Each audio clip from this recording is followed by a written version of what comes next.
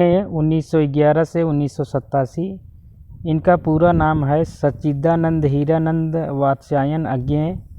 अज्ञेय की कहानियाँ जैनेन्द्र की परंपरा को विकसित करने वाली हैं, व्यक्ति को ही महत्व देती हैं। अंतर यह है कि जैनेन्द्र गांधी दर्शन के आध्यात्मिक पक्ष को महत्व देते हैं और अज्ञेय वैज्ञानिक यथार्थ में विश्वास करने के कारण विविध स्तरों पर व्यक्ति को देखते परखते हैं।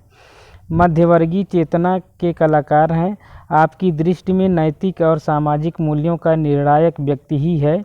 विफदगा 1937, परंपरा 1940, कोठरी की बात 1945, शरणार्थी 1948, जयदोल 1951, अमर बल्लरी 1945, ए तेरे प्रतिरूप 1961 आदि आपके प्रसिद्ध कहानी संग्रह हैं। आप नई कहानी के विकास काल तक निरंतर सक्रिय रहे हैं। नई कहानियों में व्यक्ति मन के गहन स्तरों के साक्षात की परंपरा का श्री गणेश अज्ञेय की, हीलीवेन की बतखें और मेजर चौधरी की वापसी जैसी कहानियों से ही हो गया था। उपेंद्र नाथ अश्क 1910 से 1996 ईस्वी तक। प्रारंभ में उर्दू में कहानियाँ लिखी, बाद में हिंदी में आरंभ किया। आपकी प्रसिद्धि प्रेमचंद के समय में ही हो गई थी। यथार्थवाद के कलाकार हैं। निम्न मध्य वर्ग को कथा का विषय बनाया। आपकी प्रसिद्ध कहानियाँ अंकुर, नासूर, डाची, पिंजरा, गोखरू आदि 1933 से 1936 के बीच लिखी गई। अब तक आपके पिंजड़ा 1944, अंकुर 1945, निशानियाँ 1947, दो धारा 1949, छींटे 1949, काले साहब 1950, जादुई की शाम का गीत 1951, बैगन का पौधा 1954, कहानी लेखिका एवं जेहलम के 7 पुल 1957, पलंग 1961, आकाशचारी 1966, उबाल और अन्य कहानियाँ 1968 कहानी संग्रह प्रकाशित हो चुके हैं। आपने कहा है, अपने शुरू के जीवन में मैंने प्रेमचंद को पढ़ा, इनसे प्रभाव ग्रहण किया। प्रसाद को मैंने तब पढ़ा जब प्रेमचंद का प्रभाव कहीं गहरे बैठ गया था। बाद में काल्पनिक कहानियाँ भी लिखीं। प्रेमचंद युग के अंतिम चरण में कहानी के क्षेत्र में आने वाले और प्रेमचंद के बाद अपना प्रभाव विस्तार करने वाले लेखकों में सर्वश्री भगवती प्रसाद वाजपेयी, भगवती चरण वर्मा, अमृतलाल नागर, विष्णु प्रभाकर, द्विजेंद्र नाथ मिश्र, निर्गुण आदि उल्लेखनीय हैं।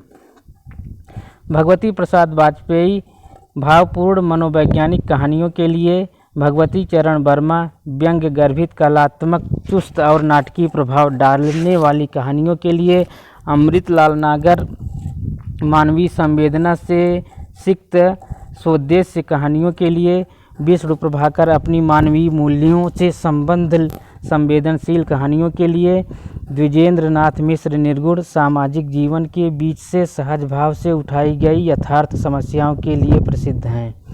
इस युग की महिला लेखिकाओं में उषा देवी मित्रा 1897 से 1966, हेमवती देवी 1902 से 1951, सत्यवती मलिक 1905 से 1989 और कमला चौधरी 1908 उल्लेखनीय हैं। इन लेखिकाओं ने निजी विशेषताओं के साथ घरेलू जीवन की बहुरंगी झांकियाँ प्रस्तुत की हैं। प्रेमचंदोत्तर कहानी 1936 से 1950 तक। हिंदी कहानी को सर्वाधिक प्रेरणा प्रगतिशील आंदोलन से मिली।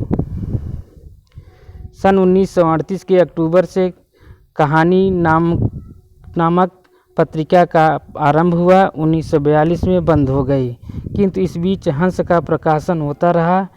इनके माध्यम से हंसराज रहबर, अमृत राय, रांगे राघव आदि लेखक भी कहानी के क्षेत्र में आए।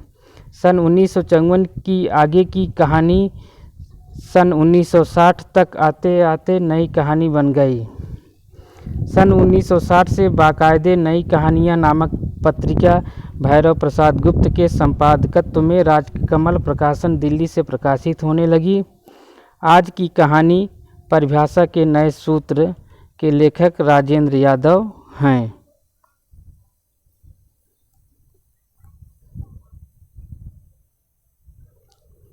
नई कहानी संदर्भ और प्रकृति 1965। इसके लेखक देवी शंकर अवस्थी जी हैं। प्रेमचंद युग के उत्तरार्ध या अंतिम चरण में ही आदर्श की मनोरम कल्पना का कुहासा छटने लगा और कलाकार यथार्थ की भूमि पर उतरने लगे थे। मार्कंडेय और शिव प्रसाद सिंह को गांव के जीवन से, कमलेश्वर को कस्बे के जीवन से, फणीश्वर नाथ रेण को अंचल विशेष के जीवन से, मोहन राकेश और निर्मल वर्मा को नगर के जीवन से संबद्ध करके देखा गया। शिव प्रसाद सिंह ने कर्मनाशा की हार कहानी के संबंध में लिखा है। मनुष्य और उसकी जिंदगी के प्रति मुझे मोह है, जो अपने अस्तित्व को उभारने के लिए विविध प्रकार के क्षेत्र में विरोधी शक्तियों से जूझ रहा है। बार बार गिरकर मुंह नहीं मोड़ता, अपने लक्ष्य की ओर अग्रसर है, तमाम कमजोरियों के बावजूद महान है। कमलेश्वर ने मांस का दरिया में आत्मकथ्य के रूप में लिखी गई भूमिका में यथार्थ को नई कहानी का मूल स्रोत स्वीकार किया है। लिखा है, नई कहानी आग्रहों की कहानी नहीं है, प्रवृत्तियों की हो सकती है और उसका मूल स्रोत है जीवन का यथार्थ बोध। मन्नू भंडारी ने यही सच है कहानी संग्रह के फ्लैप पर लिखा है। मन्नू की कहानियाँ की दो विशेषताएं उसे अपने समकालीनों से अलग करती हैं। व्यर्थ के भावोच्छ्वास में नारी के अंचल का दूध और आँखों का पानी दिखाकर उसने पाठकों की दया नहीं वसूली। वह एकदम यथार्थ के धरातल पर नारी की दृष्टि से अंकन करती हैं। राजेंद्र यादव एक दुनिया समानांतर में आज के कहानीकार के यथार्थबोध का विश्लेषण किया है। नई कहानी ने निर्विवाद रूप से व्यक्ति चेतना को महत्व दिया है। व्यक्ति चेतना के महत्व का तात्पर्य व्यक्ति के संदर्भ में समाज को देखना। नई कहानी में छिछली भावुकता का ह्रास है, तीव्र भावावेग का अभाव है। प्रेम कहानियाँ बहुत लिखी जा रही हैं, किंतु उनमें प्रेम की अनुभूति जीवन की अन्य अनुभूतियों और समस्याओं के साथ मिलकर संश्लिष्ट बन गई है। मध्यम वर्ग की पीड़ा, दुख, दर्द, क्षोभ, करुणा, विवशता, हीनता और संबंधगत जटिलता का चित्रण आज की कहानी में सबसे अधिक हो रहा है। आज नई कहानी के नएपन के बोध के धरातल पर आधुनिकता से भी जोड़कर देखा गया है। आलोचकों ने मोहन राकेश की मिसपाल और मलबे का मालिक, राजेंद्र यादव की अभिमन्यु की आत्महत्या, निर्मल वर्मा की परिंदे और लंदन की एक रात, उषा प्रियमवदा की वापसी, कमलेश्वर की जोखिम, ज्ञान रंजन की फेंस के इधर और उधर, धर्मवीर भारती की बंद गली का आखिरी मकान, कृष्ण बलदेव वैद्य की बीच के दरवाजे, रघुवीर सहाय की मेरी और नंगी औरत के बीच, कृष्णा सोबती की यारों के यार, रामकुमार वर्मा की सेलर और श्रीकांत वर्मा की झाड़ी कहानी में आधुनिकता बोध को किसी न किसी रूप में लक्षित किया है। सांकेतिकता आज के साये 1967 शीर्षक कहानी संग्रह की भूमिका में मोहन राकेश ने लिखा है। जहाँ तक कहानी की आंतरिक उपलब्धियों का संबंध है, उनमें सांकेतिकता को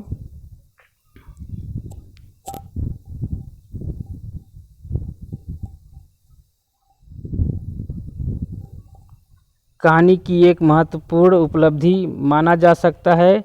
पुरानी कहानी से नई कहानी इस अर्थ में अलग होती है कि उसमें सांकेतिकता का विस्तार पहले से भिन्न स्तरों पर होती है। अज्ञेय की सांप कहानी में मनोविज्ञान के काम प्रतीक का प्रयोग किया गया है। कमलेश्वर की सांप और नीली झील, राजेंद्र यादव की खेल खिलौने, ठाकुर प्रसाद सिंह की सर्पदंश, शिव प्रसाद सिंह की अंधाकूप कहानियों में भी प्रतीकात्मक संकेत हैं। प्रेमचंद युग का कथाकार सब कुछ स्वयं कह देना चाहता है। आज की कहानी स्वयं बोलने लगी है।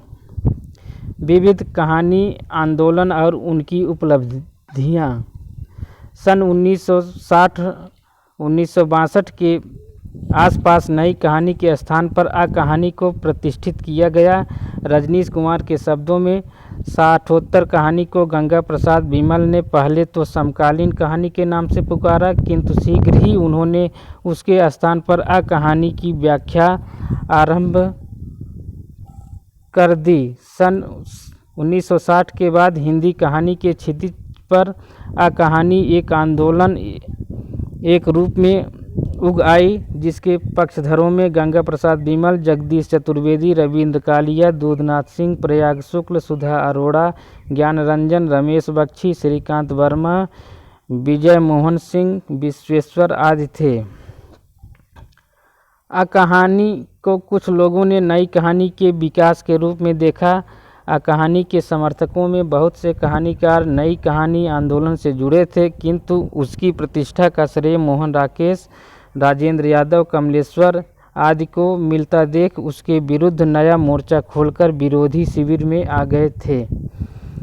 नई कहानी के विरोध में दूसरा आंदोलन सचेतन कहानी के रूप में सामने आया, जिसके प्रवर्तक डॉक्टर महीप सिंह हैं। 1964 में आधार पत्रिका के संचेतन कहानी विशेषांक के प्रकाशन से इसका आरंभ माना जा सकता है। सचेतन कहानी आंदोलन ने पश्चिम से आयातित जीवन मूल्यों, निराशा, कुंठा, ऊब, अकेलापन, अनास्था आदि का विरोध किया और भारतीय परिवेश के भीतर सहज गति से प्रवाहमान जीवन स्थितियों को स्वीकार कर संघर्षशील चेतना की सक्रियता पर बल दिया। इस आंदोलन में महीप सिंह के अतिरिक्त कमल जोशी, मधुकर सिंह, योगेश गुप्त, वेद राही, हिमांशु जोशी, मनहर चौहान आदि लेखकों ने सक्रिय भागीदारी निभाई।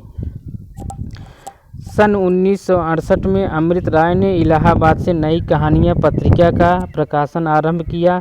पहले राजकमल प्रकाशन दिल्ली से प्रकाशित होती थी। अमृत राय ने सहज कहानी का नारा दिया। यह नारा आंदोलन का रूप नहीं ले सका।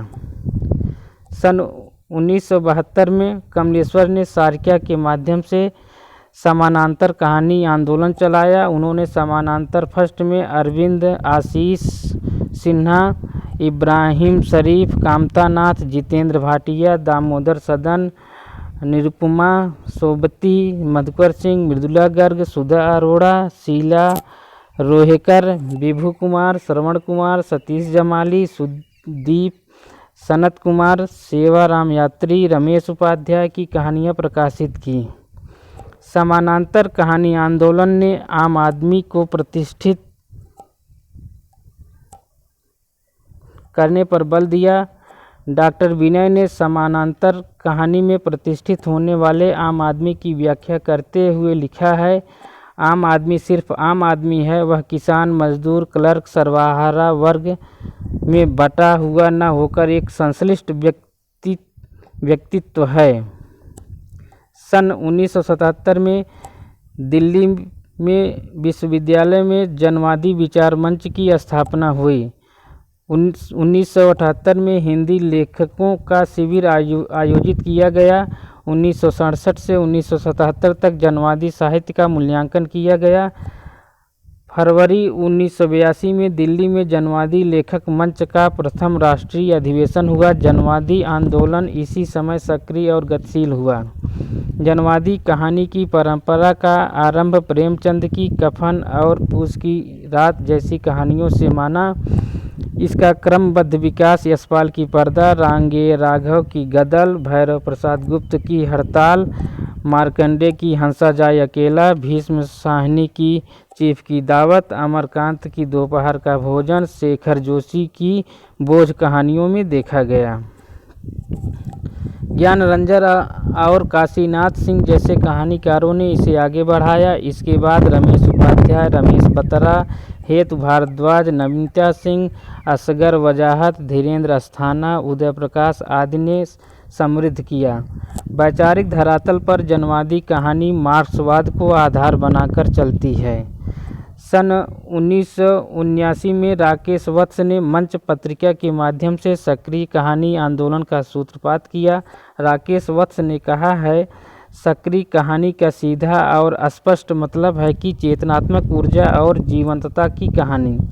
रमेश बत्रा, चित्रा मुदगल, सच्चिदानंद, धूमकेतु, सुरेंद्र सुकुमार, धीरेन्द्र अस्थाना ने इस आंदोलन को सहयोग और समर्थन दिया। सक्रिय कहानी की अवधारणा में समांतर कहानी और जनवादी कहानी की अवधारणाओं को मिला दिया गया है।